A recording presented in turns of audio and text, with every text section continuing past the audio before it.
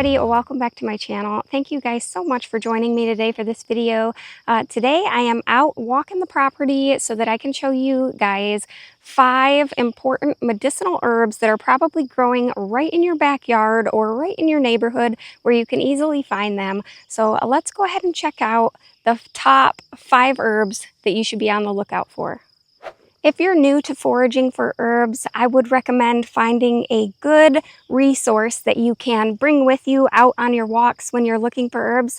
That way it will help you identify them and recall what they were used for, because when you first get into herbs, it can be hard to remember what herb was used for what. So I recommend getting a good book or several good books that you can resource and just bring right with you. If you're bringing a basket to put your herbs in, go ahead and throw a book in there with you that you can rely on. One that I do use pretty frequently is this field guide. So I do use this. I have several books at home on my bookshelf though, but they're pretty large to take out with me. So I generally use this one. It is for Eastern and Central North America, so that might not apply to you.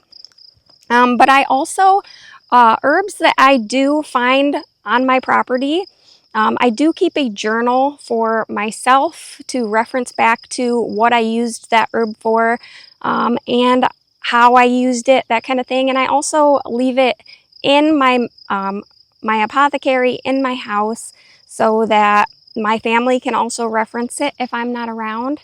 But that's what this looks like. I just have a 3-ring binder.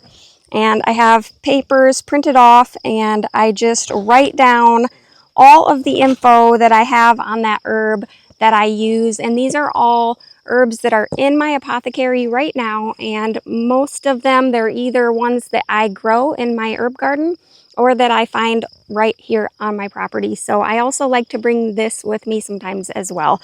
So let's go ahead and walk out to the property.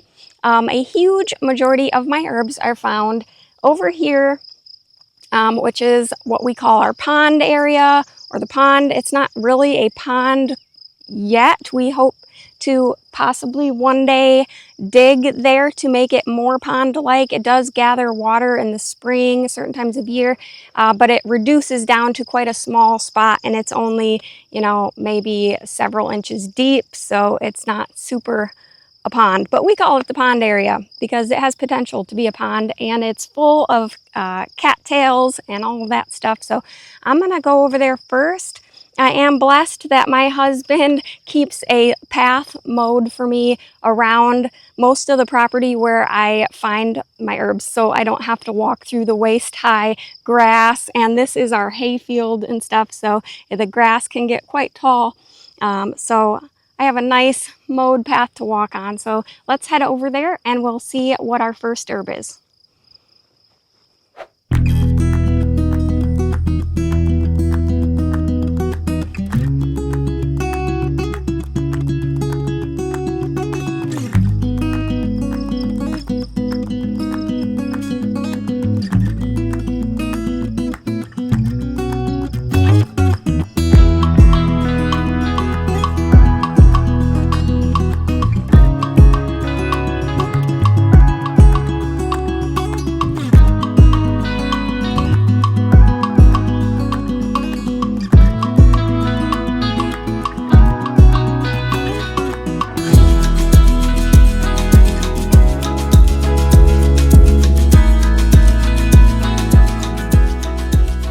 Rained last night and yesterday, so my pants and boots are quite wet. Thankful for waterproof boots. All right, you guys, the first thing that I want to show you is my favorite herb, and that is stinging nettle. I absolutely love stinging nettle. I forgot some gloves, but I have a bunch of stinging nettle here behind me, and I'll show you guys what it looks like. It's very easy to identify. Once you see it, you'll see it everywhere, and it's a very kind of dark green, has very serrated leaves, and kind of a hairy, pokey look to the stem and underneath the leaves. So once you see that, you're going to see it everywhere. It is very prevalent and easy to find and can grow pretty tall, so it's easy to find amongst the tall grass and weeds and things like that. So keep your eye out for stinging nettle. I, more than anything, use it in tea. So what is stinging nettle actually good for? So it's known for its high quantity of vitamins and minerals that it has in it. So very high nutrient value, lots of vitamins and minerals.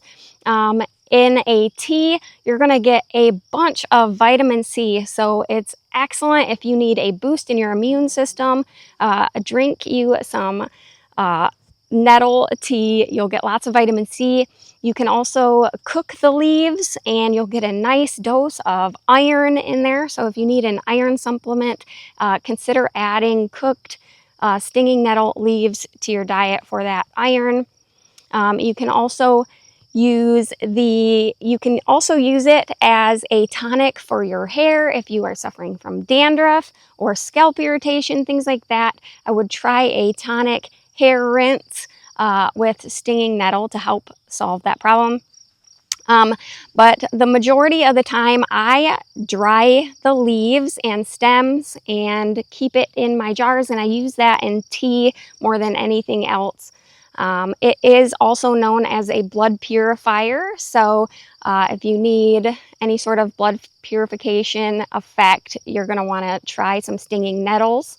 It's also great for women who need to have help in regulating your menstrual cycle or helping to reduce heavy bleeding. It's also really great at reducing symptoms caused by menopause. So great for women and great for men and children as well. Of course, if you are pregnant or nursing, have any type of illness or any type of problem, any type of medication that you might be taking, of course, I would always recommend that you check with a professional, check with your doctor before consuming herbs, because just because they are natural doesn't mean that there couldn't be side effects that contradict with those things. So make sure that you do thorough research and check with your doctor before consuming any herbs. Also, people will use the live plant for problems that they suffer with, such as arthritis or gout. If you have some kind of joint swelling or pain caused by these things, people will use the live plant and rub it on their joint wherever they are suffering from arthritis or gout, and that stinging will help to relieve the inflammation and the pain caused by that. So that is also another thing. You can literally pot some stinging nettle up and bring it into your house just like you would have a house plant, and just use that when you need it on your hand, or if you just want to have it available. It's available in the summertime, spring, summer, and fall, if you want to just go out and find you some when you need it. So great for that as well. And I know that a lot of people suffer from arthritis. So that is stinging nettle, one of my favorites, and I definitely think that you should keep your eye out for it when you're out foraging for herbs.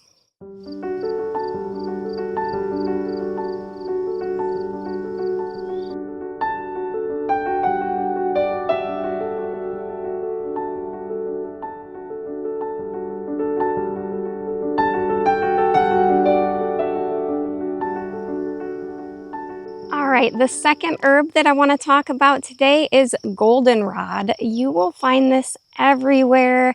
It is native to North America, and this is one of the best herbs that you will find for allergies and your sinuses. So if you have allergies in the summertime, or if you have just a sinus problems, whether it be like a cold or what have you, you're going to want to look for goldenrod. Goldenrod is in the aster family, and this time of year, which is late spring, early summer-ish, it is a little bit harder to spot because it's pretty short still and it doesn't have its signature flower on the top. So once it flowers, it's so easy to find, but this time of year without its flowers, it's a little bit harder to find if you have never looked for it before, but it once you know what it looks like, it's really easy to find. It has these long, slender leaves, and they are pretty kind of, if you feel them, they feel almost kind of fuzzy or velvety in a way. But all in all, it's got a lot of leaves. So I'll show you guys some close-ups of this. It's really easy to spot. So learn to identify goldenrod. You're going to be using the leaves and stems of goldenrod, or you can also use the flowers. It can be a little bit more challenging when you dry the flowers, but I do use both the leaves and the flowers and the stems. But these are excellent for allergies. I always keep these on hand because my husband sometimes will get seasonal allergies, or in the wintertime, if anybody's feeling stuffy, I definitely make some tea. So my number one way of using herbs across the board is just in tea. But of course, there's a lot of ways to use everything, but that is my go-to way of using the majority of herbs, is just in tea. I do dry my herbs typically in my dehydrator, and then I crush them up into small pieces and store them in mason jars, and then I just pull them out to use for teas or making tinctures or oils, that kind of thing. We do have a lot of pollen floating around in the air today, and there is a lot of smoke coming down from Canada, from the wildfires. So the air quality here is probably pretty poor at the moment, especially if you suffer from respiratory issues or allergies. So definitely keep your eye out for goldenrod. It's excellent for allergies, excellent for respiratory distress. It is anti-inflammatory as well, and a diuretic. Great for digestion and the urinary tract. It's also antimicrobial. Goldenrod also is great in vinegars and honey if you like to do infusions with those as well. So all in all, I definitely recommend looking for goldenrod, and you won't regret it, especially those of you with sinus problems.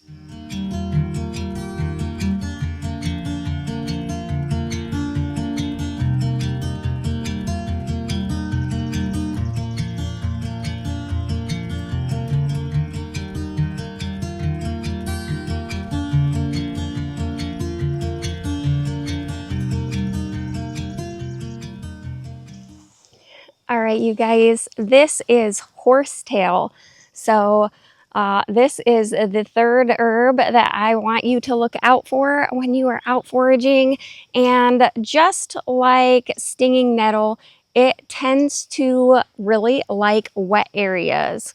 So keep your eye out when you are near a wet area for horsetail. I see it a lot on the side of dirt roads and stuff too. Of course, I wouldn't recommend harvesting any from there. But this is horsetail.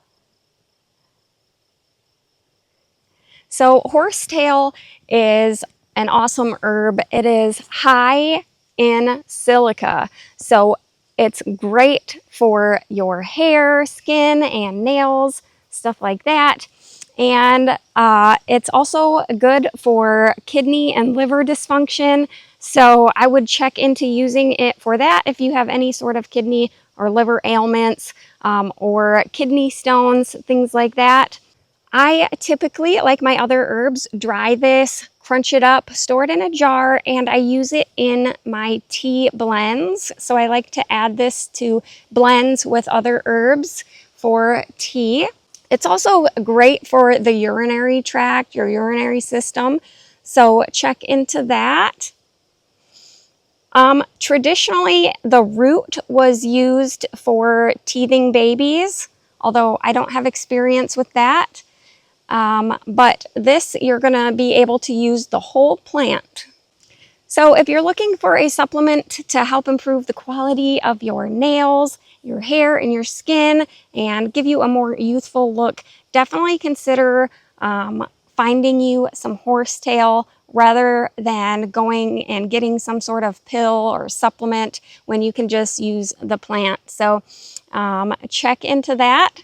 I love horsetail, so keep an eye out for that when you're out foraging in the wild.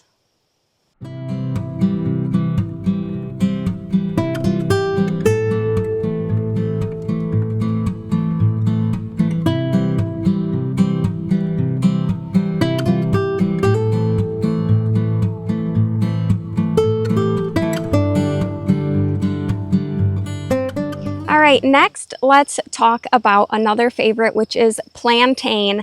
And plantain is so common, it's everywhere. You'll find this commonly in your yard, maybe even in your driveway if you have weeds in the driveway.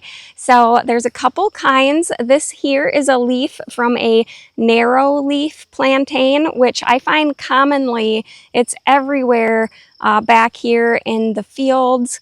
And there's also broadleaf plantain or common plantain, and that I find more up toward our house and in the driveway and that kind of thing, maybe around our barn. But we have a lot more narrow leaf, and they both have similar, if not the exact same, kind of uses for them. So I use the leaves is what I use. The flowers you probably see all the time and never knew that they were actually on a useful plant, but they have kind of a long, maybe like an inch long little flower, and then it gets a whole bunch of tiny little whitish looking flowers on them. I'll try to show you guys a close-up of those. But plantain is great for relieving the pain and itch of insect bites. So when we are out in the field like this, we will commonly, if we get an insect bite of some kind, we will just chew up some of the leaf and then rub that like a poultice on the insect bite, and it helps to relieve the pain or itch caused by that. It's also great for the upper respiratory tract. So if you have any kind of phlegm or mucus building up in your lungs, it's also great for the mucous membranes in your mouth and throat.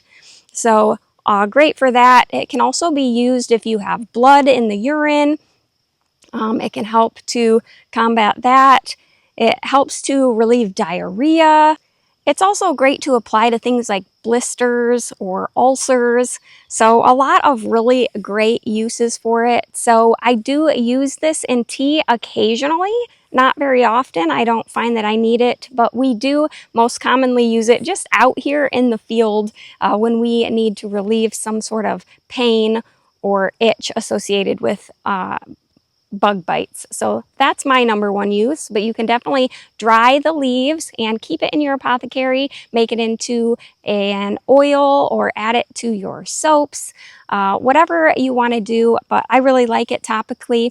But you could definitely use it if you have some kind of issue with your lungs or cold, flu, mucus buildup, that kind of thing. So definitely keep your eye out for plantain, either broad, common plantain or a narrow leaf plantain.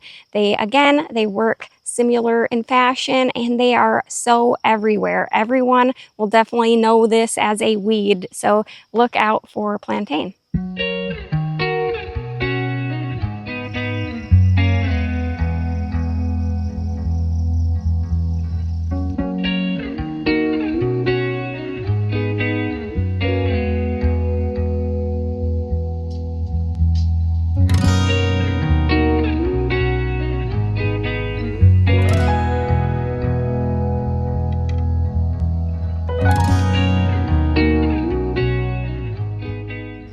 All right, so right here next to me is our next plant, and that is dock, or this in particular is curly dock. So curly dock grows a lot in places that are like open fields. We get these a lot in our front winter pasture. So I especially love curly dock because it is great for skin conditions. So if you have something like psoriasis or eczema, this will be a great thing for you to add to your lotions, soaps. I add curly dock to oil for my son to apply to his eczema when it's bothering him. The parts of the plant that you're going to focus on is going to be especially the root, but you could also use the leaves as well. But it is great for skin conditions. It's also a blood purifier, like some of the other ones that we talked about today.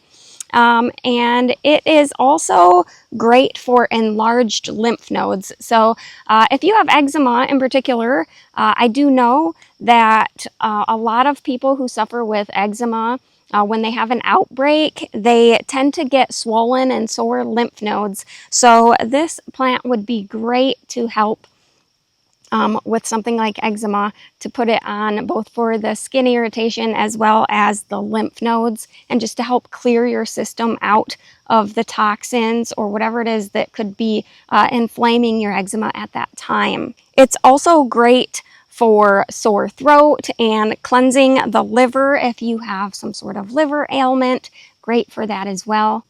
They say that it is good for ringworm, although I can't testify to that. I'm not sure if that's true or a tale that they used to think. I'm not sure. And it's supposed to help to clear out fungus as well. But I typically will pull the plant and collect the root and dry the root. It is a quite large, long root, so you might need a good shovel for that, similar to when you're getting like a dandelion root or burdock root. But the root, you'll know when you pull it up if you have the right thing to, because it is a very distinct yellow color. But that is curly dock, so look out for curly dock in your yard. All right, you guys, so that is 5 herbs that you should be on the lookout for, that you will probably find all around your property or your neighborhood and the park. So keep your eye out for those to add to your medicinal apothecary. They are all such great herbs, but there are so many more out there that you need to be able to find and identify and add to your apothecary. Things like dandelion, of course, I didn't go over that. Everybody knows what a dandelion is, but there are false dandelions, so make sure that you know the difference, and definitely add dandelion to your apothecary. There's so many more out there, like roses or mullein. Different kind of nettles, like purple dead nettle. In the early spring, you can find violets. There's the controversial wild lettuce or opium lettuce. Another herb that I really love, mother's wort. And don't forget about red raspberry leaf. There's things like alfalfa or clover, or even trees like black walnut, and so many more out there. So definitely get you some good books that you can reference to and learn to identify these. Just take a walk around, and when you see plants, get an app on your phone that can help you identify them when you're first starting out. And when you see something you don't know what it is, just take a picture of it, see how it IDs it, and then if it's something that you're interested in, learn the plant, learn how to identify it. Make sure that you have the correct thing, because those apps, of course, could be wrong. And just get out there, and the more you see them, you'll start seeing them everywhere and realize that these medicinal herbs are all around you. But there's so many out there and so many different places. I couldn't possibly cover them all, which is why I wanted to limit this to 5 that I found interesting. But I could name so many, and there's so many just here on my property that I could go over them with you. So if you guys are interested, if you like seeing videos like this, if you want to see more and learn about more herbs that you might find all around, make sure that you comment below and let me know that you like this. Like the video and subscribe, and let me know if you want to see more videos about wild herbs or herbs that you could grow in your herb garden and that type of thing. But I enjoy making videos like this, so if you guys like it, please let me know, and we will do some more videos about these herbs. Thank you guys for taking the time out today to watch my video and support my channel. Please share with friends and family, and I hope to see you guys again real soon. Thank you again. Have a wonderful day and enjoy your time out foraging.